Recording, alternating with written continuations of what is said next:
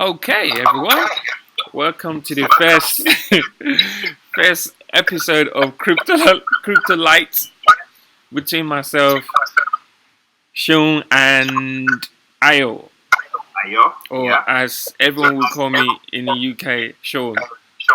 Cryptolight, lighten up the place because it's so dark in there. We need to figure out where we're going, right? Exactly. Exactly. To lack of mass adoption so far within the blockchain and crypto space. So hopefully this would be helping people to sort of like have some sort of like better understanding from our point of view anyway. What do you think, What do you right? think? Yeah, and so it means for us to like review our thinking about the blockchain space and cryptocurrencies and update ourselves going on. So we're hoping that as we're learning more about what's going on, that other people can also pick up one or two things from us as well. Yeah. Uh, yeah, and we should also say obviously this is not a financial advice for anyone. So we don't want to receive some letter, asking us to come to court or anything like that. So it's not financial advice. This is just us, sharing a bit of our insight and then doing some background research and sharing our views in general. And then I mean we're going to the plan is to try and have some sort of like themes to it, and which we'll talk you through in a second. These actually kind of came about randomly. I guess in a way, deep down between both of us, we've always wanted to do something like this, but it just we never really got around to having being ready to actually wanting to go for and do this something like this. So I remember saying, is it like few days or maybe a couple of weeks ago now? I said to Ayo, like, wouldn't it be cool if we like do a podcast and on around blockchain? Um, and then he said, yeah, that would be interesting. And then we set up an Excel to just drop, and then we shared a shared drive, like just to drop different topics in there. And then here we are. So yeah, what we thought would be interesting to do. There we are. There we are. And the time we get around to offering financial advice, we will be charging a lot of money. For now, we're just goofing around and having a fireside kind of chat. Yeah, sounds good. Okay, so for today, for this episode, we're split into like five segments. So one is around the opening topics, so which we hope will be around 3 minutes, and then something that's exciting us about blockchain, spend about 4 minutes on that one, and then crypto news, and then a bit of technical information or some mystery, and then we'll finish off on like a closing remark. So that's the plan. So for today, our opening topic is going to be around how we first heard about blockchain, and then something that excites us about blockchain today is how you can. We're trying to set up like a movement, kind of like a campaign thing. This is going to be an interesting experiment around using electroneum to mine cryptocurrency to support not-for-profit organization, and then crypto news is going to be around Barclays bank partners with Coinbase, and then just talking in general about what that means for the community. And the technical information or mystery is going to be around setting up an Ethereum wallet, which is kind of like, I'll say it's between that and setting up a Bitcoin wallet that you need to sort of like get started on. So I'll pass on to Ayo. So Ayo, how did we first heard about blockchain? Blockchain. My first experience with blockchain was at an event in London. I heard about stuff like that before, but it was in 2015 in London when I attended an event where folks were talking about blockchain, were talking about Bitcoin, and were talking about replacing banks. And it seemed so esoteric at that point. Like, hold on a minute. This is not just some stuff that some tech dudes are doing. There are actually people who really, really believe in this and who really feel like they're going to change the world with this. That made me pay attention because I knew that if so many people could come together to tried to push forward an idea that idea was going to be to the rest of the world at some point in time. It seemed very weird because people were trying to overthrow banks, and you could see that these were just like young folks, these were just programmers, these were just like everyday people who came with their idealism, and a bit of it seemed kind of naive, which later episodes I'll talk about why I think some of the idealists in blockchain technology I be well, not necessarily naive, but things might not pan out exactly as they expected. But that does not take away any validation from the work that has been done with blockchain technology. So so that event in 2015, and this was a book just to illustrate what the thinking was like. This was a book that I bought at the event. It says "Bye Bye Banks." The idea being that cryptocurrencies and blockchain technology will replace the current banking system as we know it. Again, let me not preempt some of the things we'll be discussing on this platform. But yeah, that was my introduction. In 2015, in London, some room where a bunch of programmers and other engineers were gathered to talk about cryptocurrencies and blockchain, and I was there. And I was like, okay, hold on a minute. This seems interesting. And several years down the line, or a few years down the line, it's shown that it really is interesting. And I was actually surprised. The more I got to know about blockchain, the more I was surprised. I get hooked onto it a lot earlier than this. But oh well, chill. So how was it for you?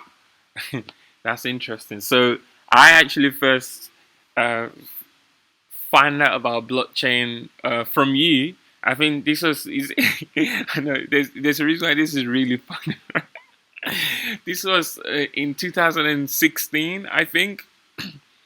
I believe when we first met, and you were we were working. I was working on one of this product at Digilab around. It was just like a job. I mean, I will explain what that is in another episode. So you were saying to me, actually, wouldn't it be great? Like this would be like a great product to actually go to be built on a blockchain. And I had no idea what that meant, what that was. I think I sort of like vaguely heard about Bitcoin and sort of thing, but I never really paid attention because I never really understood it. And you were telling me, oh, we should use this though. We should try and use this technology instead. And I was just explaining to you, like, I have no idea what it is. This is like some sort of like, I think I was probably on the borderline thinking it was just some sort of like scam or something like that. But I never quite exclusively said it. But I didn't give any attention to it at all. So I first learned about blockchain from Ayo, and then I regret it so much not paying attention to it back then. I have to say, and I've said that many times. I regret it. That was like, I think, I don't know. It wasn't arrogant, but at the same time, I was very silly not to have like at least paid attention to it and just think, okay, what is this stuff, and do my own background check on it, which is kind of like unlike me. It's just kind of really strange. And I think in a way that's probably like with most people even now when they, oh, what's this Bitcoin, so what's this cryptocurrency stuff, they're hearing about it, but they're not like giving it time to actually look into it, to do their own research. Not necessarily. They're just like, oh well. Whereas actually, if it's something to do with like in their normal world in general, when they find about things, they're actually more likely, maybe there's a news and they're interested in that news, they'll probably go and research to find out more about it. But there's something really strange with like when it comes to like cryptocurrency, people don't necessarily go ahead straight away and look into it. It might take like months or even years for them to look at it. So yeah, that's was how I go into it. Yeah, I think because of history with there was eCash, cryptocurrencies as we know them now, but sorry, can you repeat that again? Ayo, repeat that again. Pyramid schemes and scams. Ayo, sorry, can you repeat that again? Yeah, I was saying that there was eCash before cryptocurrencies as we know them now, and unfortunately, they were associated with scams and pyramid schemes and all that. So, and of course, a lot of them didn't work. a lot of them also fell under the hammer of government regulation. So I think why most people have not taken cryptocurrencies seriously is because there was that history. It was all that e-cash stuff that led to Bitcoin. And then Bitcoin had a very solid protocol and was backed by very good fundamentals and was able to has been able to survive. And the paradigm behind it has been able to spawn other cryptocurrencies. So I think it's important to understand that history, that there was eCash and a lot of all that was, riding on scams, outright scams, like pyramid schemes and all. And even right now with cryptocurrencies, there are lots of scams going on. There are lots of what might be called shit coins. I don't know, is this PG-13? So there are lots of coins out there that are not worth anything, and some of them just disappear after you put your money into them. So but what I like to tell people is look beyond the cryptocurrencies. What you really need to be paying attention to is the blockchain technology, the technology behind blockchain. That's what you really need to pay attention to. Just treat cryptocurrencies as like a side effect of blockchain. The real thing that is happening to the world, for good or bad, is the ledger system and how blockchain handles all of that. Yeah. So we are not going to explain what cryptocurrencies are or talk about or explain what blockchain is or describe what the ledger system is. The assumption is that you've seen a little bit about what all these things are. Yeah. Not today anyway. And then, we encourage people to go and start off by doing their own research. It's always the best way, And maybe in another future episode, we might decide to do that. Yeah, exactly. Well, yeah, we'll see. We'll see how that goes. So we need to move right on to the next thing. Okay, so the next thing on our list is using electroneum mining app to support not-for-profit organization. Okay, so I'm probably going to be recording my phone screen right after this, and then we'll make sure we add it to the video. So essentially, on my phone, I will get up on. Okay, I'm not sure why I'm getting that weird advert pop up on my phone. I'm getting my calculator out so I can do some calculations, basically. So there's this, what Electroneum in brief are trying to do. They're trying to go for the mass adoption, and Electroneum is kind of like it's a cryptocurrency basically, and essentially they although they majority of their target is trying to help, go after the people in developing worlds like Asia and in African continent. So because the small bit of mining that you can mine on your phone is more sort of like valuable, more important within that region, unlike us in the West.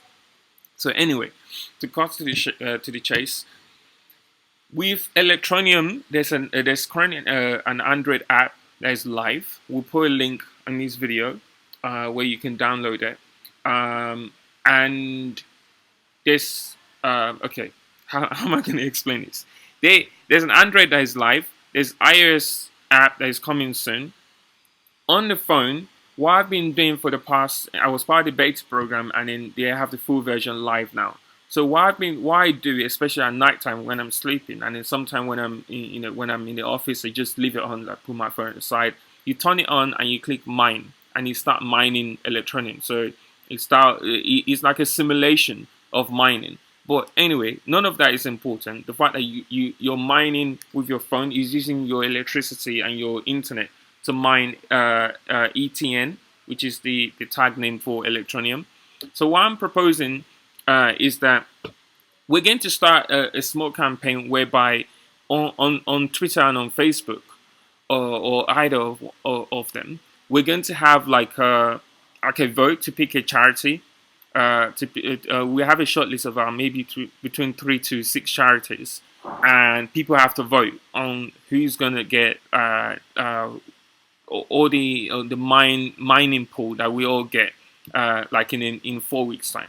So how everyone needs to participate, all you have to do is we want to get everyone to basically download Electroneum mining app, as it's only available on Android so far, so only Android users can take part for now. But even if you're on iOS, we still like you to sign up and just wait. We'll keep you posted when it's launched on iOS as well.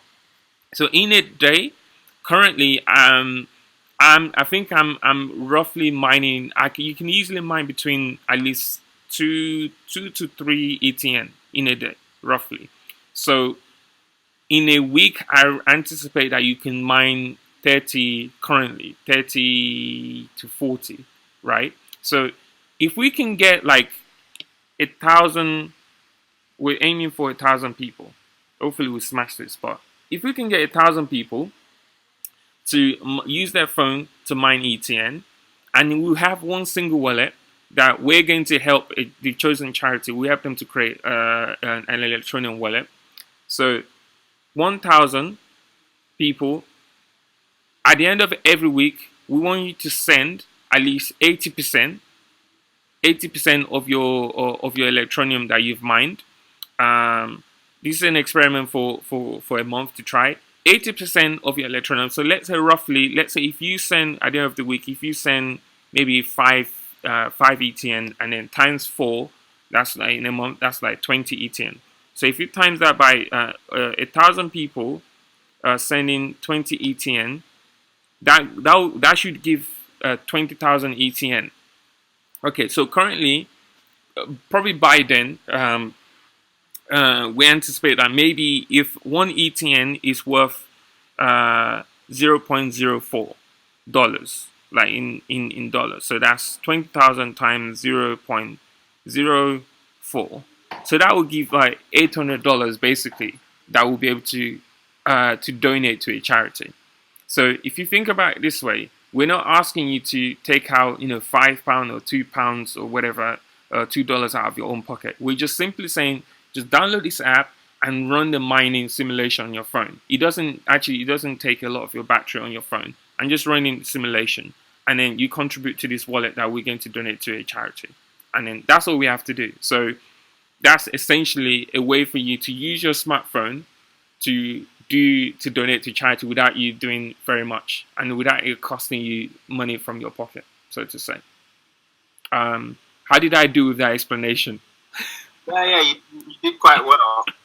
I really liked it the first time you shared it with me, and it's a very cool way of getting regular, assuming that people involved in cryptocurrencies are like weird people, getting regular everyday people involved in cryptocurrencies and showing how you can bridge between that crypto world and real world needs and real world activities, because giving to charity is very real in terms of meeting needs and helping people. Yeah. And the fact that you can mine cryptocurrencies virtually out of nowhere, and you don't need to have like expensive GPUs and expensive computer rigs before you get involved in mining. I think that's just pretty cool. If this is pushed very well, this is going to be the entry point for many people into the world of blockchain and cryptocurrency. And what I also like about the way you're setting it up is that it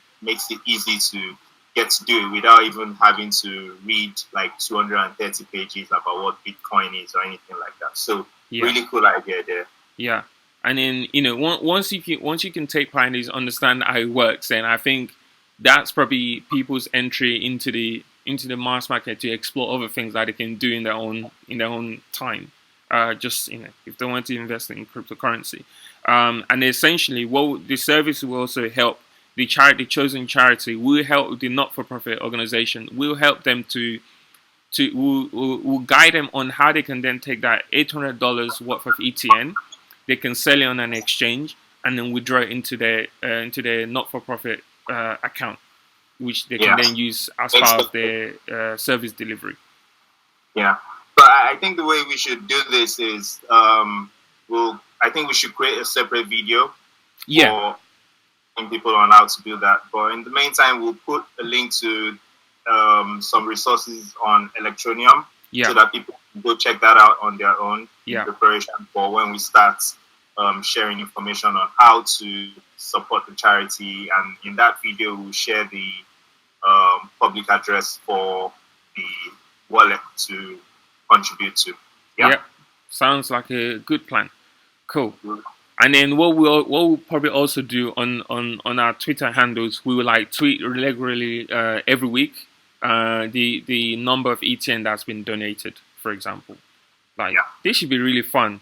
Hopefully we get more than 1,000 people. So if you can imagine, actually, if we get like something like, I did like a funny calculation the other day that, if we get like 10,000 people, like somehow or eventually, times like, let's say 20 ETN, 20 ETN, that's like 200,000 ETN, then times it by 0.04, literally we could donate $8,000 to a charity, like just like that, if 10,000 people take part. So anyway, we'll start from small. We aim for 1,000 people, even if it's like 500 people. Let's see how we can go with that, but 1,000 is our aim initially. Okay, so moving on. This is going to be fun to edit all of this together, isn't it?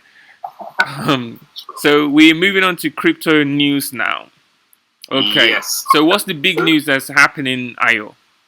Remember when we were talking about governments regulating cryptocurrencies, and I was sharing my opinion that the UK would tread carefully because the UK still wants to be the financial technology hub for Europe and possibly for the rest of the world.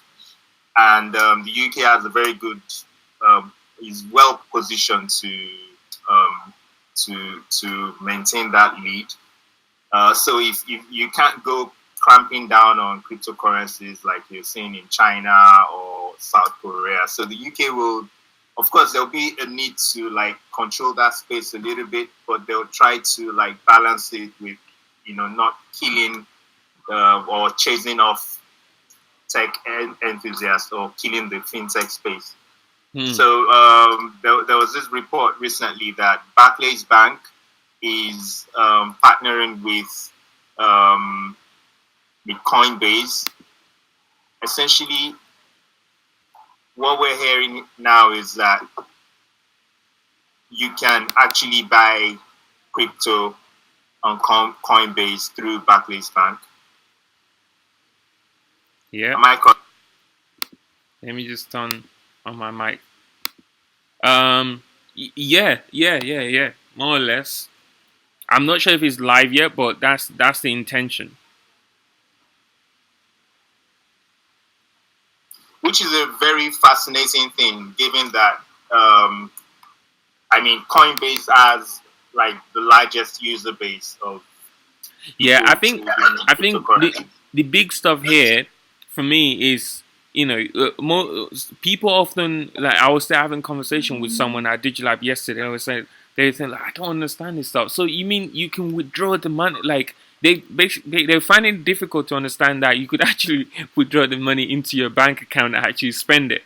So I mean, I did like about, 3-4 weeks ago. I did withdraw some Bitcoin because I wanted to double test it myself, and because I've always just kept all my crypto investment within its space. So, and I did it, and it was, it cleared after after 5 days or so. So I think what the big news here is the fact that the Barclays, is going to be easy for Barclays account holders to easily withdraw their cryptocurrency into their bank account. So, which is like quite significant. And then the fact that there's that backing of such massive organization is like acknowledging what cryptocurrency is going to be doing, the impact the cryptocurrency is going to be having, I guess. Yeah. And I guess it's also significant for the fact that ease of doing transactions between cryptocurrencies and converting to fiat currency has been a stumbling block for cryptocurrency adoption for quite a while. Because what's the point having some kind of currency and then you can buy a cup of coffee or pay some fees with it? But now that Barclays, which I mean, they have a large user base in the UK. Now that they're opening that space up and allowing people to do that, then it's going to have quite some impact. Some would say that it's only a matter of time, but more banks are going to have to swing that way um, and let go and participate, because it's going to be like the sailing ship. If you don't get on board in time, it will be too late. Yeah. But we're watching that space. We're seeing what's going on. Yeah. We want to see how other banks would respond to this trend. Incidentally, it's also interesting that Barclays is saying this not long after the central banking suggested that there might be a need to regulate cryptocurrency space in the UK. But even in that statement, I could see that he was kind of cautious. He was being careful. Some other country, their central bank would have just flat out said, "Hell no, you guys can't be trading in that stuff anymore." But he was like trying to, tread carefully around the matter. Yeah. I mean, for me, the last point on this for me is the fact that he's going to make it cryptocurrency make it more accessible to everyone, and that's can only be a good thing. So, yeah, definitely. Cool. So that's the only crypto news that we're going to give today. Sean, what's the point in all this talk about cryptocurrency if I don't have the basic, simplest thing I need to have to be able to participate?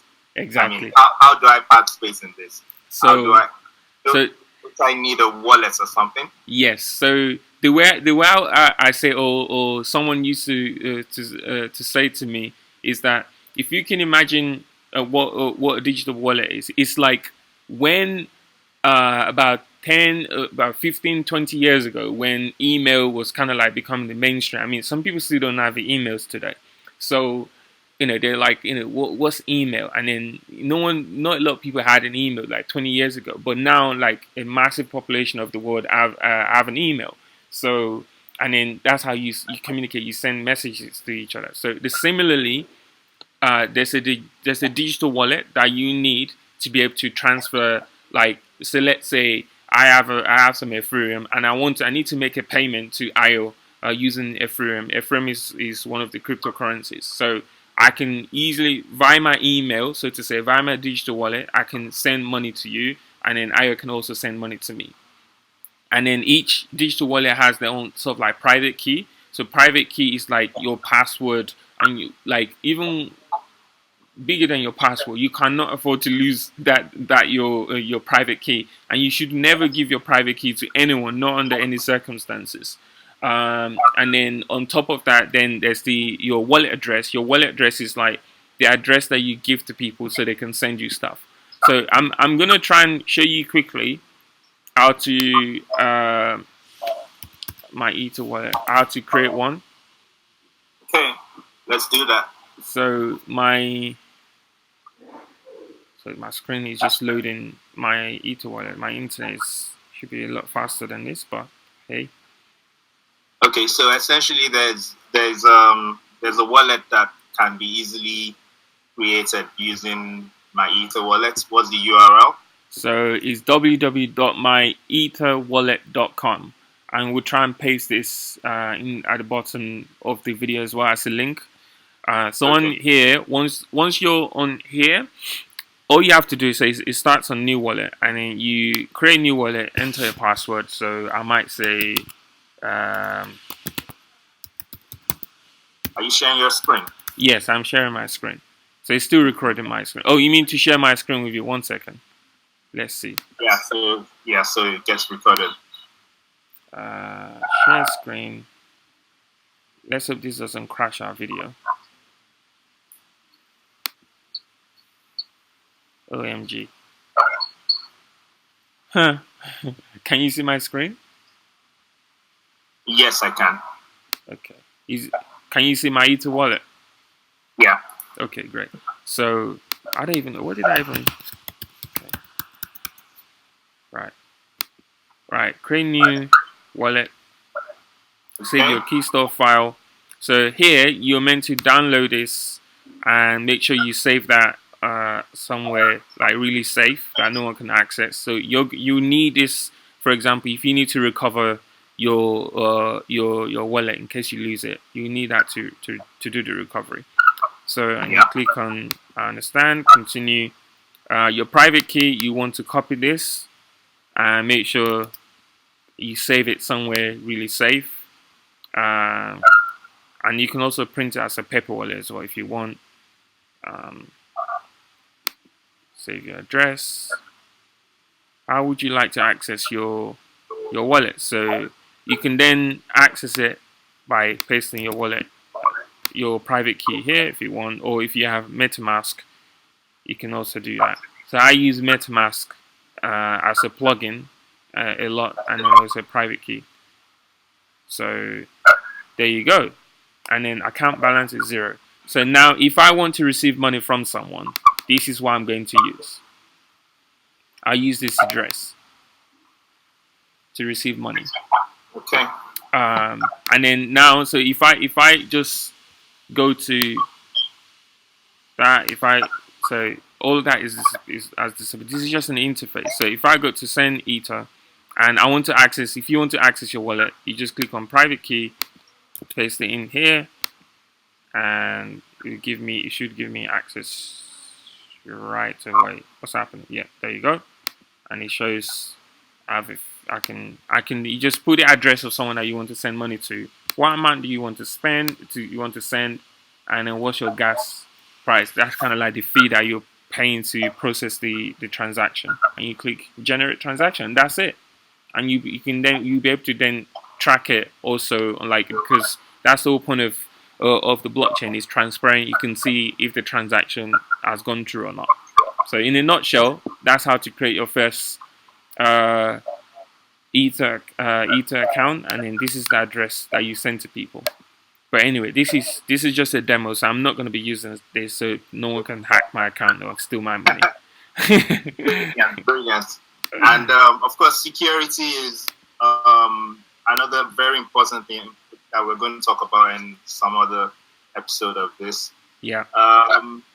Yeah. So I think that gives a good overview of how to get started with blockchain, really, with Bitcoin.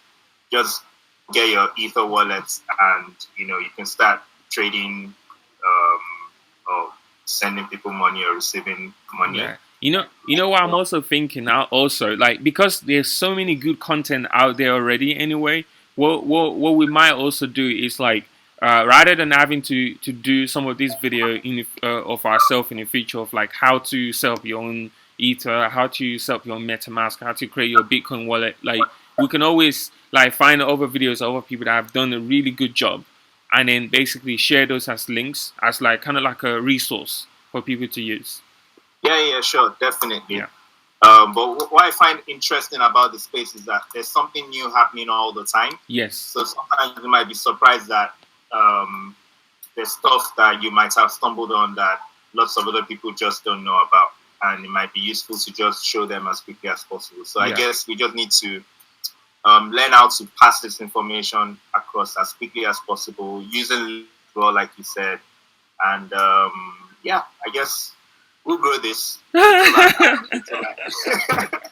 said we should theme song, Yeah, we need a Cryptolight theme song. So if you have any ideas, or if you want to like make us like an intro theme song for, or just an intro, a graphics intro for Cryptolight, yeah, please do something and just send it to us.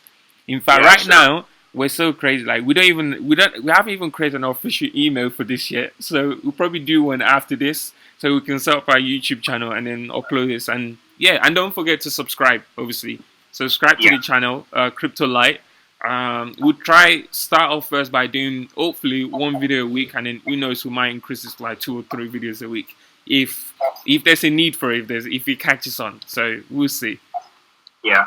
And also very important, what we're trying to do is to get a conversation started and keep it going. So it's important to, comment, if there's some stuff we've talked about that you disagree with, say something about it. If there's some stuff that you want to add more information to, say something about it.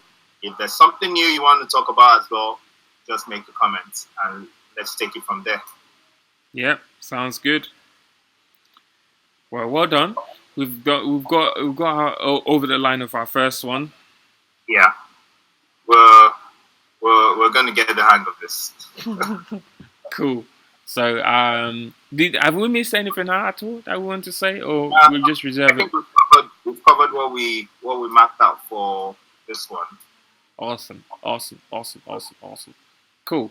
I'm gonna Unless stop. you want to hear me start rapping or something. Oh no! Like let's just stop the recording. About now.